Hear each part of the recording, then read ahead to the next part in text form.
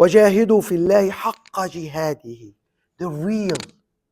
You have to be honest and sincere from inside. Allah will not gonna make your efforts pay off unless you're sincere. Unless you're honest and sincere. You're only seeking Allah. You're only seeking and you want His reward in the hereafter. Because as we see here, you might not get anything in the world. You might not get the money. You might not get the luxury life.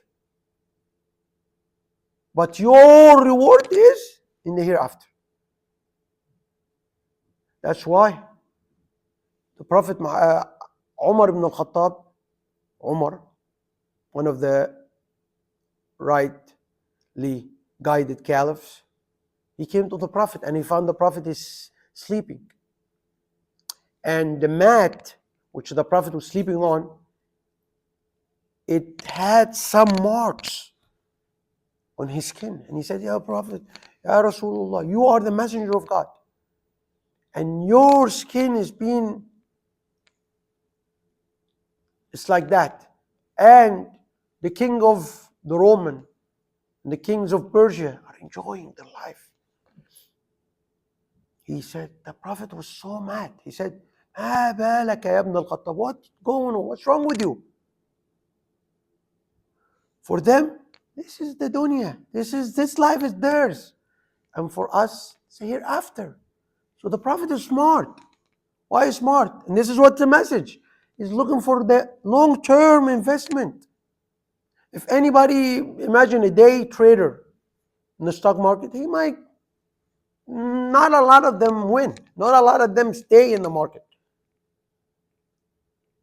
But the long-term investor who will look in after 20 years, 30 years, investing in a good company, good product, he will make money. But the person who's just going, daily trader here and there, sell, yeah, he might be winning one time, but he can lose one time and he's going to be out of the market in 1 day or 2 days or 1 week or 1 month. And that's just what it is. This dunya is ending, but the hereafter is everlasting. So Allah subhanahu wa ta'ala says, Huwa ijtabakum. He selected you. Who chose what? Selected who? He selected the ummah, the nation of the Prophet Muhammad alayhi salatu wasalam. The nation of the Muslims. The nations of the people who say La ilaha illallah Muhammad Rasulullah. The nation who they say there's only one God worthy of worship, and Muhammad is his last message. The nations who believe in the Quran and follow its guidance. That's what Allah subhanahu wa ta'ala اشتبك. وَمَا جَعَلَ عَلَيْكُمْ فِي الدِّينِ مِنْ حَرَجٍ. Indeed, He didn't make and He didn't do in the religion, in the practices. Remember, this chapter is talking about rituals of Hajj and all that stuff, praying and fasting, and also, talking about all the rituals, giving charity. Allah subhanahu wa ta'ala is saying that in this religion, Allah subhanahu wa ta'ala make it easy. Like, what does that mean?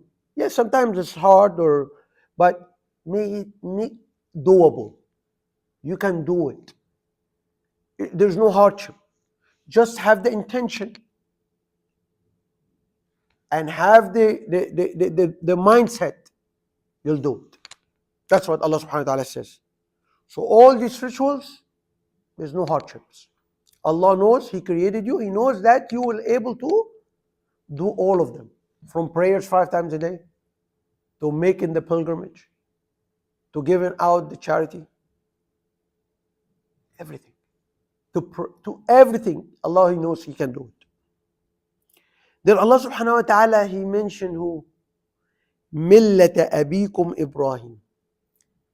Indeed, Allah subhanahu wa ta'ala is referring and bringing back Islam, which means surrender. Surrender to the orders of Allah subhanahu wa ta'ala. He said, this is exactly the same way, the same religion, the same teaching of who? Ibrahim. The Prophet Ibrahim or Abraham. هو سماكم المسلمين. Indeed, he called you, he named you Muslims. Actually, Islam it's not something new. It is all the religions and all the messengers since day one, since Adam, they're Muslims. Because by definition, in order for you to be admitted to the paradise, or to start even to be a messenger or a prophet, you have to submit. You have to submit and surrender to Allah subhanahu wa ta'ala's orders. And that's what all these prophets succeeded. But Allah doesn't even make it easy for them. Like He has to test them. And He has to build these qualities in them. Because every day as they proceed in their job, a bigger tasks, a bigger roles thrown on them. Allah subhanahu wa ta'ala at the end of Ibrahim's life, He said, Inna Ibrahima kana ummah. At the end, He said, Ibrahim, he was a nation. Because his iman, his belief was so powerful that everybody can get a flame from him. Because he was so, every test, every question in the book he was able to answer with A+. He has a strong belief. So he was the first Muslim, Ibrahim.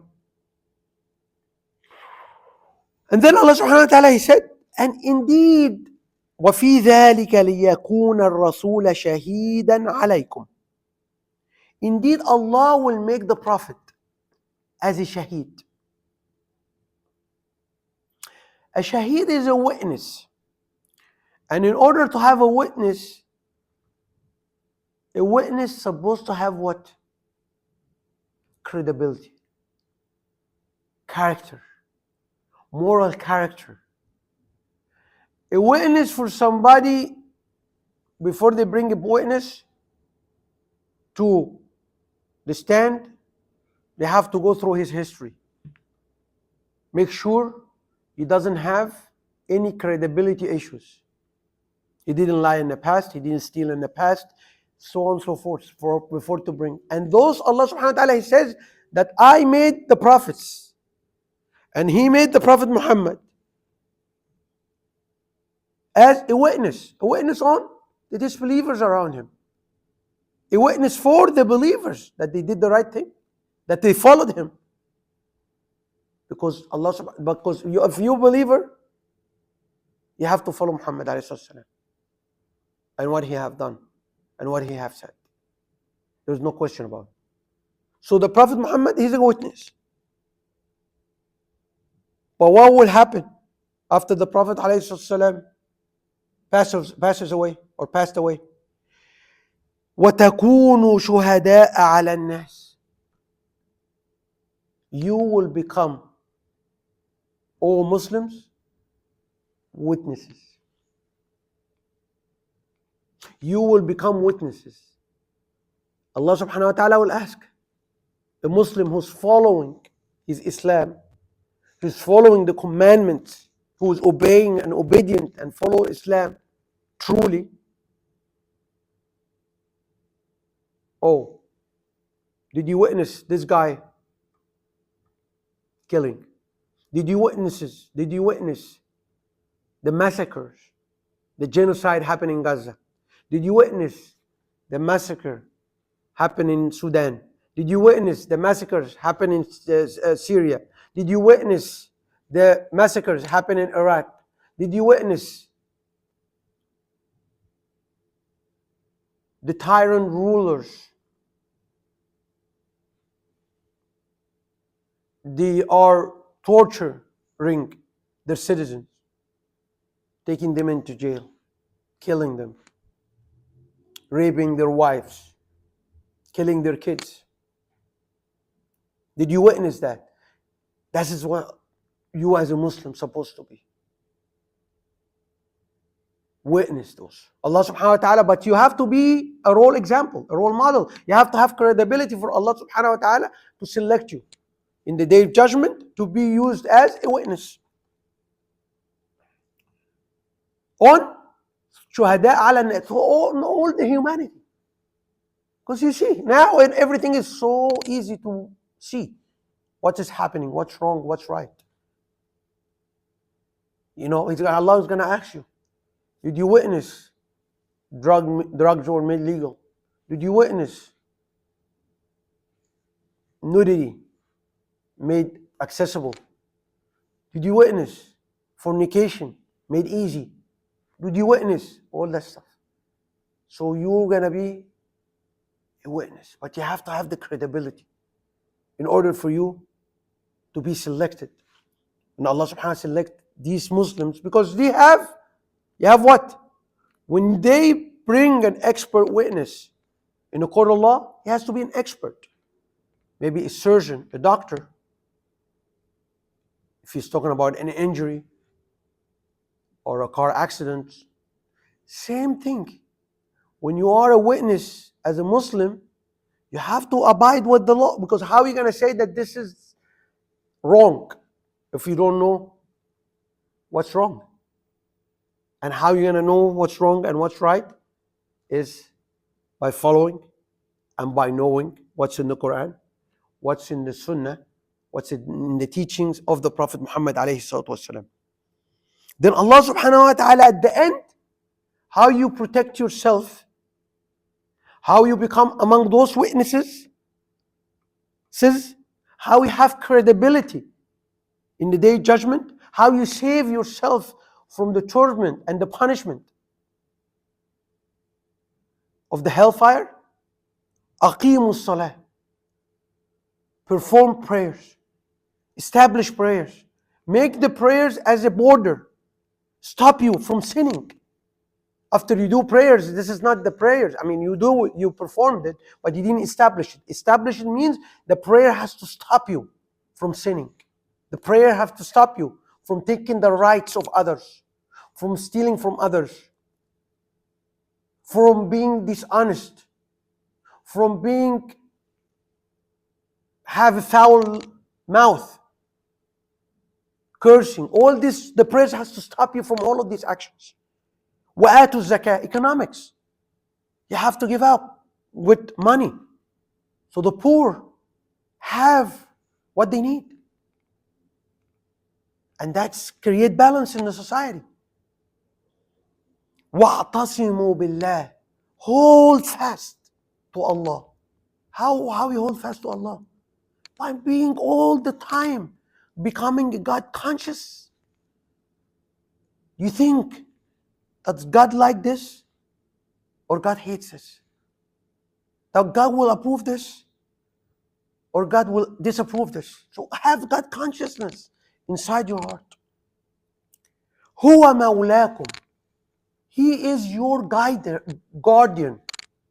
Allah will become your guardian. If you do all of this, He will take care of all your affairs. A guardian is somebody who's take care of your affairs. When you have a child, you're guardian of a child.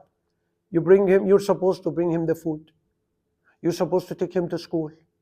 You're supposed to make sure he sleeps. He has his clothing. Everything. That's what Allah subhanahu wa ta'ala. He says, do your job and I'll take care of you. You don't have to worry. فَنِعْمَ الْمَوْلَى. So He will become your guardian after you do all of this. فَنِعْمَ الْمَوْلَى. Indeed, He is the best guardian. Why Allah is the best guardian? Because Allah knows everything. He knows the future. He knows the present. He knows the past. Something will happen to you in the future. You are one of His faithful worshippers. He will protect you.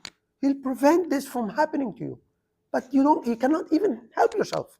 But He is your guardian. He'll make sure you're working for Him. When I or anybody has a business, and inside that business there's workers who are key, very important for the business. You have to protect them. Have to make there's a security guard outside, for example, to protect them so nobody can come and kill them, for example. They're very important for my business. And that's what Allah subhanahu wa ta'ala, when a believer become the voice of Allah on earth, Allah will protect him. فَنِعْمَ الْمَوْلَى. He's the best guardian. وَنِعْمَ النَّصِيرُ. And he's the best one to give victory to the believers. Victory in this life and the hereafter. If somebody died on earth knowing the truth, following the truth, he's victorious. You don't have to have victory on a national level or a nation level. At least if you did the victory for yourself, you're doing the right thing, you're following Allah subhanahu wa ta'ala and His Messenger Muhammad alayhi salam, that's a victory for you if you died on that.